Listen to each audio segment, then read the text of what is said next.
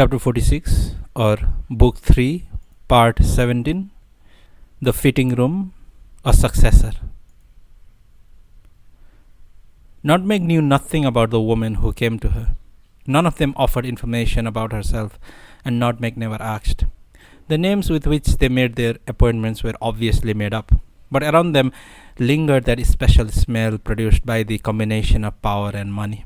The women themselves never made a show of it, but Nutmeg could tell from the style and fit of their clothes that they came from backgrounds of privilege.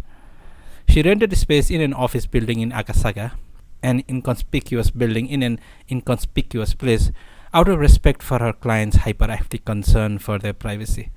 After careful consideration, she decided to make it a fashion design studio.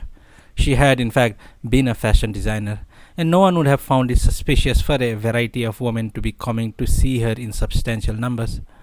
Her clients were all women in their 30s to 50s, of a sort that could be expected to wear expensive, tailor-made clothes.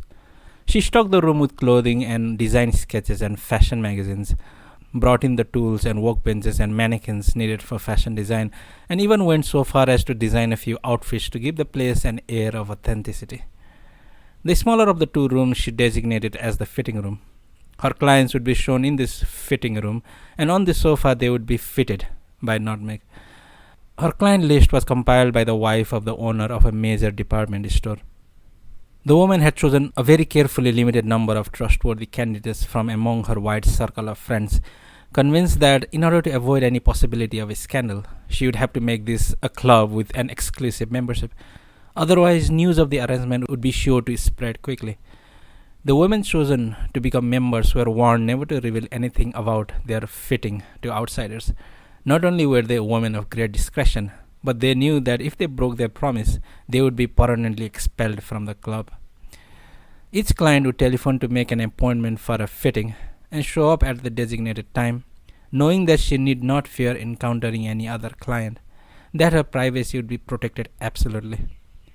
Honoraria were paid on the spot, in cash, their size having been determined by the department store owner's wife at a level much higher than Nutmeg would have imagined, though this never became an obstacle. Any woman who had been fitted by Nutmeg always called for another appointment without exception. "You don't have to let the money be a burden to you," the department store owner's wife explained to Nutmeg. "The more they pay, the more assured these women feel." Nutmeg would go to her office 3 days a week and do one fitting a day. That was her limit. Cinnamon became his mother's assistant when he turned 16. By then, it had become difficult for Nutmeg to handle all the clerical tasks herself, but she had been reluctant to hire a complete stranger. When, after much deliberation, she asked him to help her with her work, he agreed immediately without even talking what kind of work it was she did. He would go to the office each morning at 10 o'clock by cab, unable to bear being with others on buses or subway trains, clean and dust, put everything where it belonged, fill the vases with fresh flowers, make coffee, do whatever shopping was needed, put classical music on the cassette player at low volume, and keep the books. Before long, Cinnamon had made himself an indispensable presence at the office. Whether clients were due that day or not, he would put on a suit and tie and take up his position at the waiting room desk. None of the clients complained about his not speaking. It never caused them any inconvenience, and if anything, they preferred it that way. He was the one who took their calls when they made appointments. They would state their preferred time and date, and he would knock on the desktop in response. Once for no, and twice for yes. The woman liked the concision. He was a young man of such classic features that he could have been turned into a sculpture and displayed in a museum.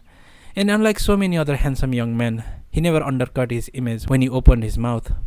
The woman would talk to him on their way in and out, and he would respond with a smile and a nod. These conversations relaxed them, relieving the tensions they had brought with them from the outer world and reducing the awkwardness they felt after their fittings. Nor did Cinnamon himself, who ordinarily disliked contact with strangers, appear to find it painful to interact with women. At 18, Cinnamon got his driver's license. Nutmeg found a kindly driving instructor to give him private lessons, but Cinnamon himself had already been through every available instruction book and absorbed the details. All he needed was the practical know-how that couldn't be obtained from books, and this he mastered in a few days at the wheel. Once he had his license, he pored over the used car books and bought himself a Porsche Carrera, using as a down payment all the money he had saved working for his mother, none of which he ever had to use for living expenses. He made the engine shine, bought all the new parts through mail order, put new tires on, and generally brought the car's condition to racing level. All he ever did with it, though, was drive it over the same short, jam-packed route every day from his house in Hiru to the office in Akasaka, rarely exceeding 40 miles an hour. This made it one of the rarer Porsche 911s in the world. Nordme continued her work for more than 7 years, during which time she lost 3 clients.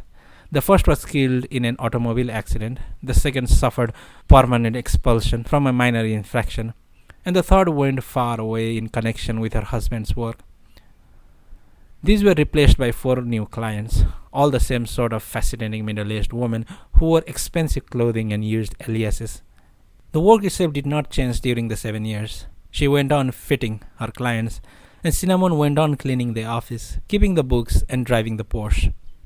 There was no progress, no retrogression, only the gradual aging of everyone involved. Nordmeg was nearly 50 and Cinnamon turned 20. Cinnamon seemed to enjoy his work, but Nordmeg was gradually overcome by a sense of powerlessness. Over the years, she went on fitting this something that each of her clients carried within. She never fully understood what it was that she did for them, but she did continue to do her best.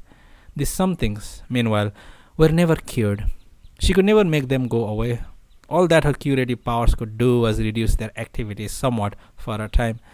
Within a few days, usually from 3 to 10 days, each something would start up again, advancing and retreating over the short span, but growing unmistakably larger over time like cancer cells. Nordme could feel them growing in her hands. They would tell her, "You're wasting your time. No matter what you do, we are going to win in the end." And they were right. She had no hope of victory. All she could do was slow their progress somewhat to give her clients a few days of peace. Nordme would often ask herself, is it not just this woman? Do all the women of the world carry this kind of something inside them? And why are the ones who come here all middle-aged women? Do I have a something inside me as well? But Nordme did not really want to know the answers to her questions. All she could be sure of was that circumstances had somehow conspired to confine her in her fitting room. People needed her, and as long as they went on needing her, she could not get out. Sometimes her sense of powerlessness would be deep and terrible, and she would feel like an empty shell. She was being worn down, disappearing into a dark nothingness. At times like this, she would open herself to her quiet son, and Cinnamon would nod as he listened intently to his mother's words. He never said anything, but speaking to him like this enabled her to attain an odd kind of peace. She was not entirely alone, she felt, and not entirely powerless. How strange, she thought. I heal others, and Cinnamon heals me. But who heals Cinnamon? Is he like a black hole, absorbing all pain and loneliness by himself? One time, and only that once, she tried to search inside him by placing her hand on his forehead the way she did to her clients when she was fitting them, but she could feel nothing. Before long, Nordmek felt that she wanted to leave her work. I don't have much strength left.